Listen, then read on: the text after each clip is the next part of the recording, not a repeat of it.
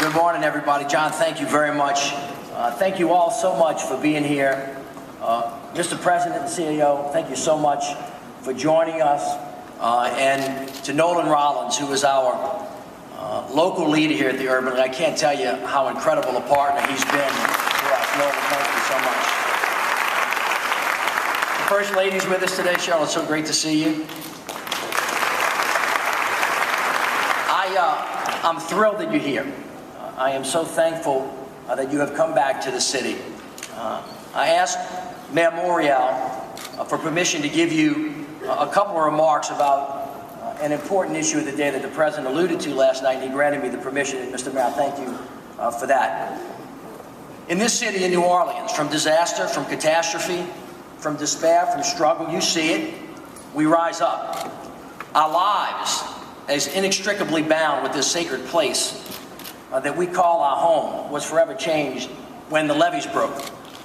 But now, as you can see it, the people of New Orleans stand before you unbowed and unbroken.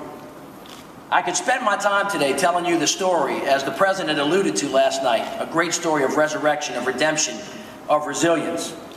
The Census Bureau the other day said that we're the fastest growing city in America. Our regional unemployment rate is well below the national average. Our home sales are up. Our property values are up. Our schools are rapidly improving with a decline in dropouts, and our test scores are showing double-digit gains in every subject. Amen. Our healthcare network didn't wait for Congress. Our 88 neighborhood primary care clinics is unlike anything in the country. Our film industry is booming. We're doing an annual book of business, about $500 million. We're doing more films than any other city in America except Los Angeles and New York. And the Wall Street Journal ranks us #1 for most improved cities for doing business, and Forbes says we're America's biggest brain magnet. That's pretty good, right? And it's no mystery that people flock here because we're the sports entertainment capital of the world. Nearly 9 million visitors every year come to New Orleans. We're host for Mardi Gras, the BCS, the Final Four, the Zurich Classic, of course, Super Bowl 47. Saints will be in it. The All-Star game is coming, and all of y'all know because you were here, Mary J. Blige knocked it out of the park at the Essence Festival a couple of weeks ago. But that's not the talk that I want to give you today. I want to address an issue that President Obama talked about last night to lay, as John said, a pole in the ground. As a father of 5, and anyone who has children knows this, you can never, ever be happier than your saddest child. And this is the truth. So today I want to talk to you about really the hardest subject that I know about. When we look with eyes wide open about what's really happening on the streets of America and in New Orleans, I dared to look, and now I can't look away. I want y'all to look at these binders right here. These binders hold the details of every person murdered on the streets of New Orleans so far this year. Each tab is a name, it's a face, it's a tragic story, and a wake of destruction. On this issue of murder, I'm left in knots, I have to admit. There's nothing in my experience that prepared me for the horror of last month when gunfire erupted on Simon Boulevard, which is a little ways from here, at a 10-year-old Kennard Allen's birthday party. You see, 2 boys were driving down the street. They saw somebody that they wanted a piece of. They got out of the car, they pulled out an AK-47, and they opened fire on the birthday party. An AK-47 round ripped through the guts of Breonna Allen, 5 years old, baby girl Bree to her family. The blood pooled under her little body and spilled across the concrete stoop. Breonna's father cradled her head in his arms as EMS rushed past the birthday balloons, but they got there too late. Another round from that AK-47 went 300 yards down the street and broke the windshield of Shawana Pierce's car, hitting her in the head, killing her instantly. Wrong place, wrong time. A single mom left 3 kids, 9, 7, and 2, Kelby, Colby, and Cody. The New Orleans Sun baked the shocked crowd that had gathered that day. Breonna's grandmother screamed in agony, her pain as deep and as furious and as dark as the mighty Mississippi River. The police tape stretched for blocks. You can see it flapping in the wind. 23 rounds fired, 5 people hit, 2 dead. In some neighborhoods, this is just another day on the streets of America and in our great city.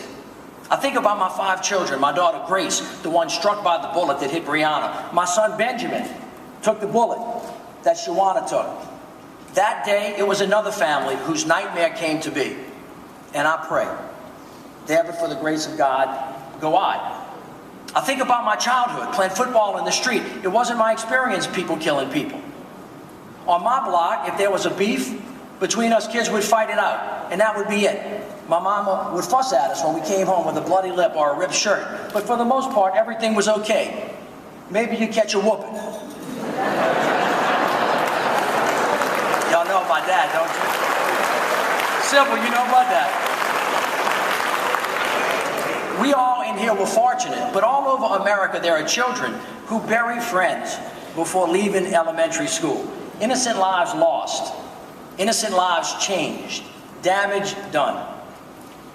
It's one of the great tragedies of America. People killed and being killed on our streets. For 3 decades now in America, since 1979, as far back as we can count, 33 years ago, on average, every year, 241 young African-American men have been killed on the streets of New Orleans. Every year, 241 precious lives lost in a relentless drumbeat of death. This is part of our truth. 33 years back, that's a long time ago. Think about where you were. The Commodores were on Soul Train. Terry Bradshaw and the Steelers were whooping the Cowboys. Jimmy Carter was turning the White House over to Ronald Reagan. Donna Summers was riding that hit, Bad Girl. Y'all look up there, 33 years ago. Let me show you your president and CEO. You got the picture?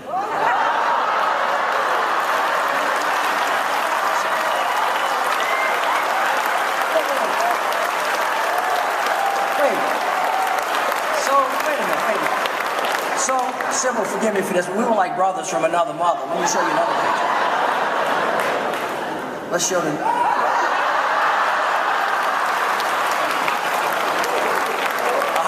How about this one? Check this out. Where's our president? You get the idea, right? That was a long time ago.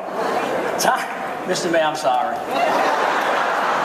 Time has passed and the world has changed, but this problem persists. It's been with us for a long time, and it's far bigger than just New Orleans. In America last year, 13,000 people were murdered on the streets. These victims disproportionately, young African-American men. In just 365 days, more Americans die on the streets than American citizens had died in 9/11 and in the wars of Afghanistan and Iraq combined. $1 trillion spent on these wars, and what have we spent to try to save these young men? The answer is not enough. What have we done? Not enough.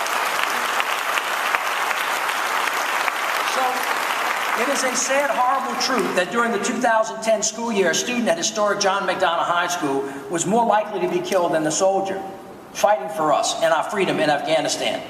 Mayor Michael Nutter, who was with us last night from Philadelphia, invited me to join a group called Cities United to talk through this initiative, to find solutions to this deep problem. You would think that it would be a top priority for our country, but it is not. You would think that there would be rioting in the streets, but there isn't. You would think that this problem would be a central issue in front of our Congress, but you would be wrong.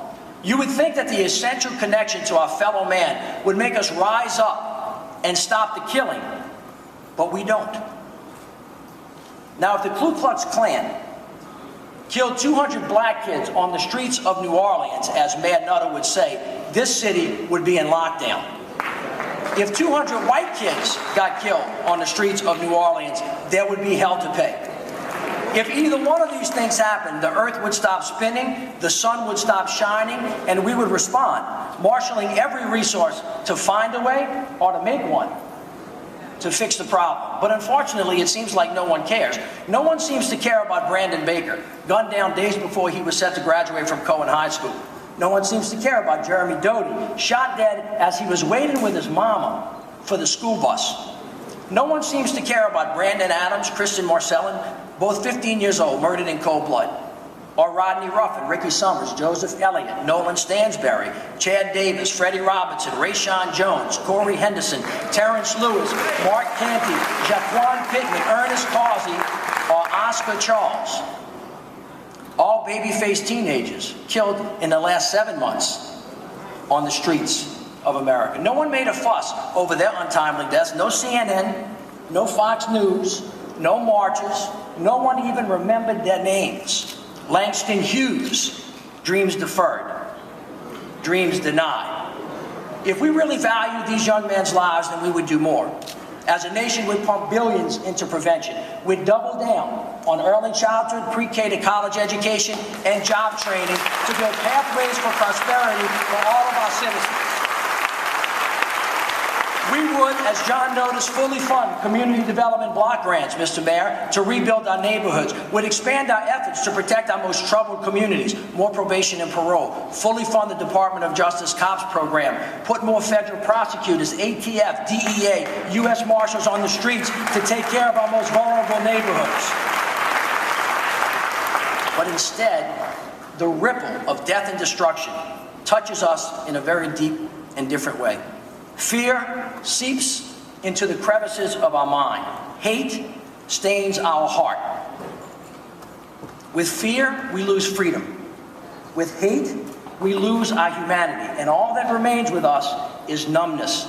We are numb. We are numb to the culture of death on our streets, numb to its horrible consequences. It is a simple, Archbishop, evil notion that feeds this indifference. The evil notion is that the lives of young African-American men are not worth much. They are of little consequence. Their violent deaths, even part of the natural order of things. You've heard it, thugs killing thugs. And the bigger lie is that we can't do anything about it. But make no mistake about this is a lie. And with each life lost and wasted, this lie gets bigger.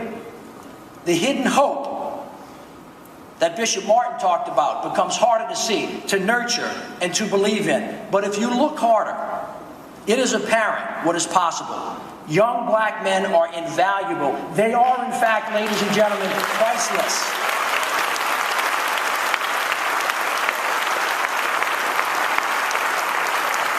I needed help. I reached out to Spike Lee, my friend. He said yes. He created a public awareness campaign for the people of New Orleans for free. I love it. I love him and I love the for free part. In the coming weeks, with the help of the local Urban League, with Nolan, we will launch a provocative, underline that word, public awareness campaign to show what we have been missing and what it might look like. If we had the chance to flip the script, the headlines tell the story of hopelessness. Quote, 15-year-old returns with gun and takes victim's life around 2:45 a.m. Quote, young black mother gets first-degree charge in domestic dispute. But what would happen if we stopped the murder? What if we edited violence out of our lives? What if we flipped the script? Let's flip the script and see what it looks like. 15-year-old turns life around.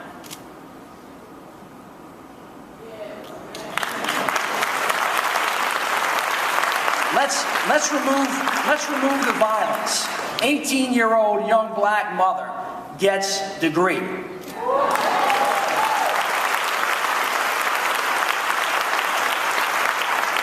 That's why Spike is the best. If you want to talk about flipping the script, there's a young man here today. His name's Ryan Dalton. He could have been lost to this epidemic of murder. He was living a life. He was shot 3 times. But Ryan wasn't lost. He was found. He flipped his script.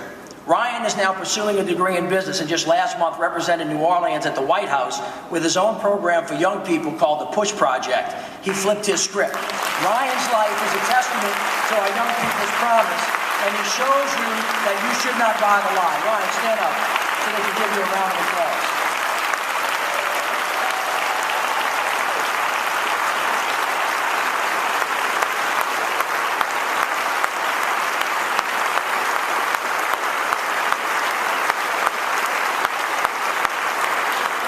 Ladies and gentlemen, my brothers and sisters, my fellow Americans, our young men are not nameless, faceless thugs and gangsters who live and die out of sight, out of mind. They matter. They are flesh and they are blood. They are our sons. Their untimely deaths are not God's will. It is the work of man. There is a culture of death on our streets, and we are failing ourselves and our children. Too many are losing their way, dropping out of school, having children before their time, turning to crime. At some point, our children, they lose hope. The light goes out in their eyes, and it turns to a dull gaze. Big dreams gone. To change this condition, we have to rebuild our bedrock institutions that help our young people get educated, find a job, reach their full potential, and reverse the trend of inequality and declining upward mobility. Equal opportunity is the foundation of the American way. We must invest so that each citizen has a reasonable baseline that can be the springboard to a brighter future. But even the most perfect government on its best day cannot do it by itself, and it certainly can't do it all. Our communities will never improve if we do not accept personal responsibility. In some ways, it's actually pretty simple. To reduce murder, people need to stop shooting, right? To improve schools, kids need to study harder. To have stronger families, babies need to stop having babies.